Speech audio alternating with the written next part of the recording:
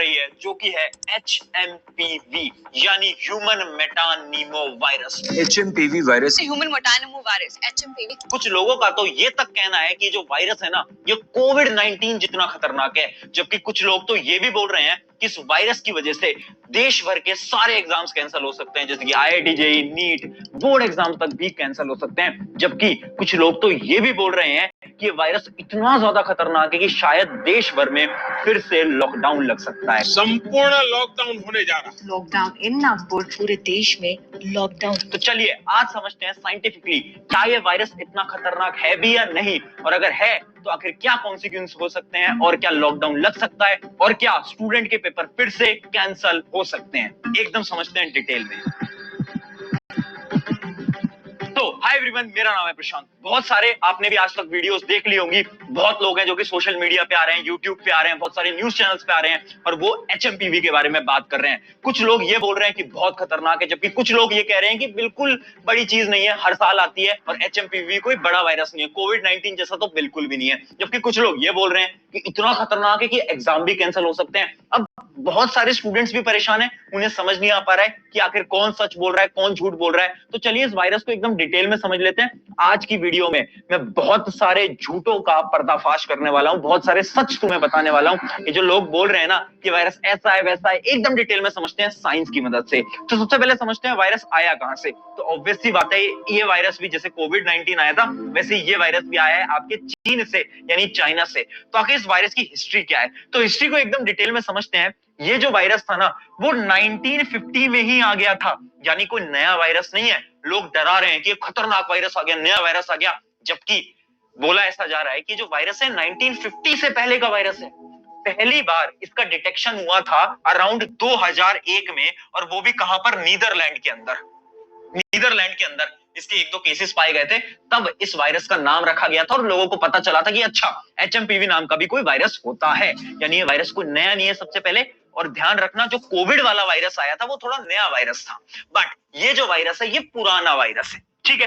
अब हमें ये पता चलिए कि ये 2001 का वायरस है, कोई नया वायरस तो है नहीं। उसके अलावा आया कहां से, चीन से आया। उसके अलावा ये मेन जो वायरस होता है ना ये बना कहां से था, ये बर्ड से ह्यूमन में ट्रांसफर हुआ था, यानी जो भी आपकी बर्ड्स होती हैं उनसे ह्यूमन के अंदर ये वायरस आपका ट्रांसफर हुआ था बहुत साल पहले। धीरे धीरे धीरे ह्यूमंस के अंदर सर्कुलेट होता गया और ये वायरस आज के समय पर इतना बड़ा बन चुका है।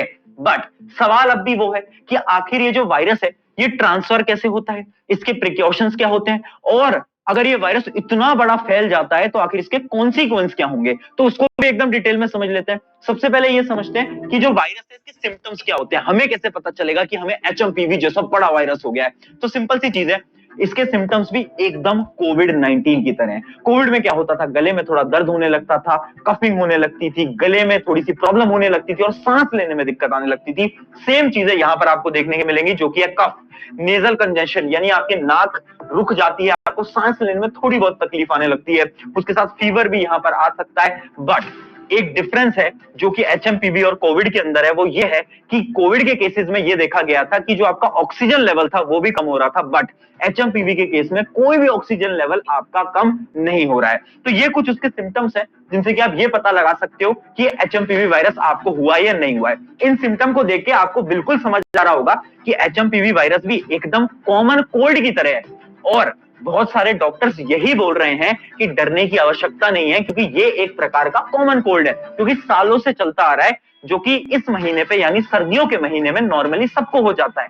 तो कोई डरने की या कोई बड़ी चीज नहीं है। बट कुछ डॉक्टर ये भी कह रहे हैं कि ये वायरस जो है वो अपने आप को बदल के आ रहा है, यानी ये चेंज होता जा रहा है, जिसकी वजह से ये खतरनाक बन सकता है। तो ये तो थे इसके सिम्टम। अब इसको अपन और डिटेल में समझते हैं। डिटेल में समझने के लिए हमें ये देखना पड़ेगा कि ये अपना वायरस ट्रांसमिट कैसे हो रहा है, एक पर्सन से दूसरे पर्सन कैसे जा रहा है। तो सबसे खतरनाक चीज यही है कि ये वायरस भी कोविड-19 की तरह ट्रांसफर हो रहा है, यानी by the help of air, यानी हवा के माध्यम से एक इंसान से दूसरे इंसान में वायरस इजीली जा सकता है।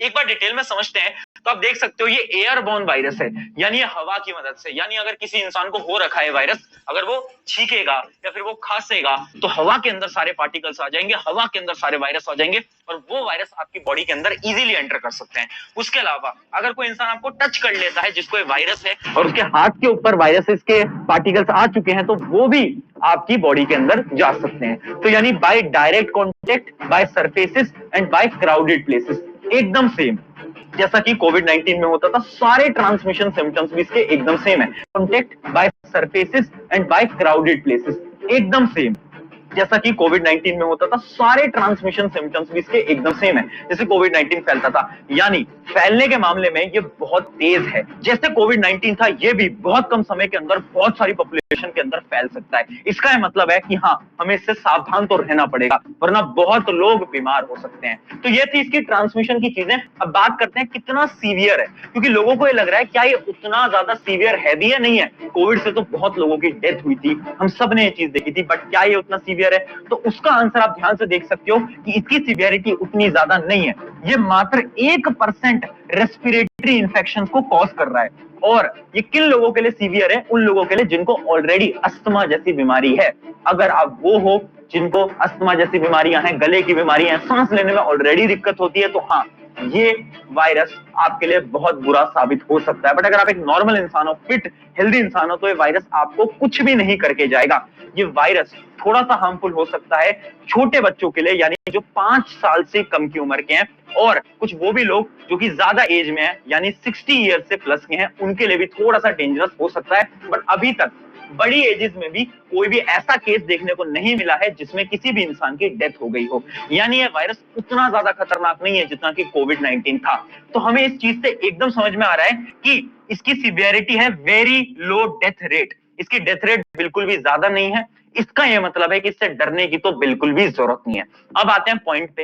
ये पूरी वायरस की हिस्ट्री हो गई। अब सवाल ये उठता है कि लोग बोल रहे हैं, न्यूज चैनल वाले बोल रहे हैं लॉकडाउन लग जाएगा, है ना, साइंटिस्ट बोल रहे हैं कि वायरस बहुत खतरनाक है। अब इस पूरी चीज से आपको ये तो समझ आ गया होगा कि वायरस उतना खतरनाक नहीं है जितना दिखाया जा रहा है। बट मैं एकदम क्लियर कर देता हूं कि ये वायरस अभी इंडिया के अंदर आ चुका है, यानी ये बहुत लोगों के शरीर में जाने वाला है, बहुत जल्दी जल्दी फैलने वाला है। इसका मतलब है कि शायद आप बीमार पड़ सकते हो। अब बीमार पड़ेंगे, इसका ये मतलब नहीं है कि ये वायरस कोविड की तरह आपको बहुत ज्यादा बीमार कर देगा। उतना बीमारी वायरस नहीं करने वाला, ये आपको क्लियरली समझ आ रहा होगा।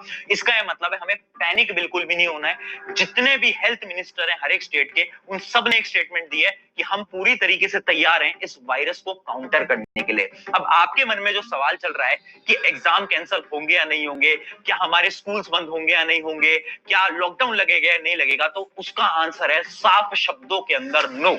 और मैं बहुत सारे कमेंट्स आजकल देख रहा हूं जिसमें कि कुछ स्टूडेंट्स ये बोल रहे हैं कि काश वापस से लॉकडाउन लग जाए और हमें एग्जाम ना देना पड़े। मैं उन्हीं स्टूडेंट्स को साफ शब्दों में एक बहुत कड़ा मैसेज देना चाहता हूं।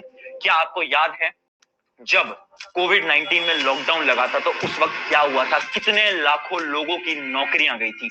कुछ लोग ऐसे भी थे जिनके घर में खाने को खाना नहीं था और पीने के लिए पानी भी नहीं था।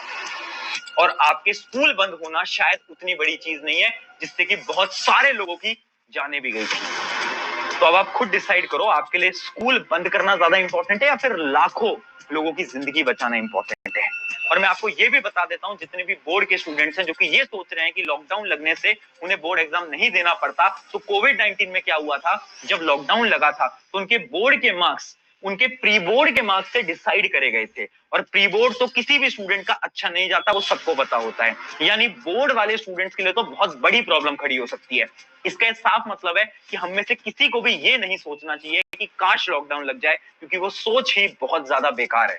आई होप इससे आपको क्लियर हो गया होगा कि ये जो वायरस है ये उतना खतरनाक नहीं है। कोई भी लॉकडाउन नहीं लगने वाला है, ना ही कोई बड़ी चीज होने वाली है। बट हाँ, आप बीमार हो सकते हो। एक चीज आपको याद रखनी है, कुछ प्रिकॉशंस मैं आपको दिखा देता हूं, वो प्रिकॉशंस आपको याद रखने हैं। पहली चीज है, कोई वैक्सीन वगैरह नहीं है। बहुत लोग आएंगे, अब बहुत मेडिकल कंपनीज आएंगी जो कि इसकी वैक्सीन भी बेचेंगी।